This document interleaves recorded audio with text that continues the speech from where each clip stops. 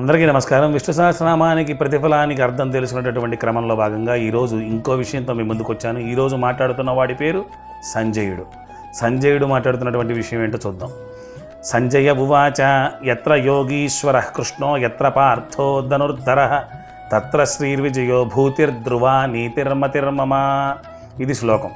ఆ శ్లోకానికి ఉండేటటువంటి అర్థం ఏంటంటే, ఎక్కడైతే యోగీశ్వరుడైనటువంటి కృష్ణుడు, గాంధీవధారి అయినటువంటి అర్జునుడు ఉంటారో అక్కడ ఐశ్వర్యం, విజయం నిశ్చలంగా ఉంటాయి. ఇప్పుడు వాళ్ళిద్దరినీ ఇలా చెప్పడం ఏంటి అంటే, నరనారాయణ స్వరూపము ఇక్కడ కృష్ణార్జునులు ఓకే, కానీ ఇక్కడ చెప్పే విషయం ఏంటంటే, వాళ్ళిద్దరూ కలిసి ఉంటేనే అక్కడ ఐశ్వర్యం, విజయం నిశ్చయంగా ఉంటాయి. గాంధీవం మన ధర్మం అయి ఉంటే, గాంధీవాన్ని ధరించిన మనం నరులం అయితే, ఎప్పుడూ యోగిగా సదాయోగిగా ఉండేటటువంటి వాడు నారాయణుడే కదా.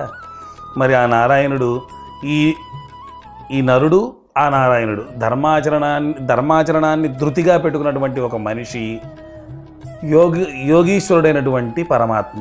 ఈ ఇద్దరి కలయికే ఐశ్వర్యానికి, విజయానికి కారణమవుతుంది కదా.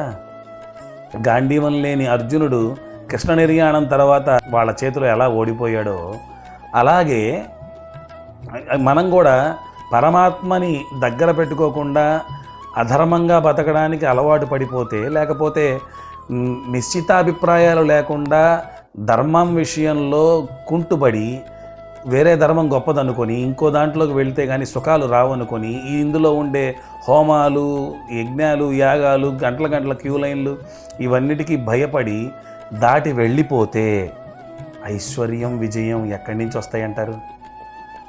ఐశ్వర్యం నీ ఆరోగ్యం అయి ఉంటే, విజయం నీ ధర్మానికి, నువ్వు సమాజానికి ఇచ్చేటటువంటి గొప్ప, నీ నుంచి తిరిగి ఇచ్చేటటువంటి గొప్ప విషయం అన్నమాట అది. కాబట్టి అట్లాంటి గొప్ప విషయాన్ని ఎవ్వరూ వదులుకోకూడదు. అందువలనే సంజయుడు చెప్పిన మాట ఎంతో గొప్పది, మనకు ఆశీపూర్వక యోగ్యమైనటువంటిది. ఇంకో శ్లోకంతో మళ్ళీ కలుసుకుందాం. నమస్కారం.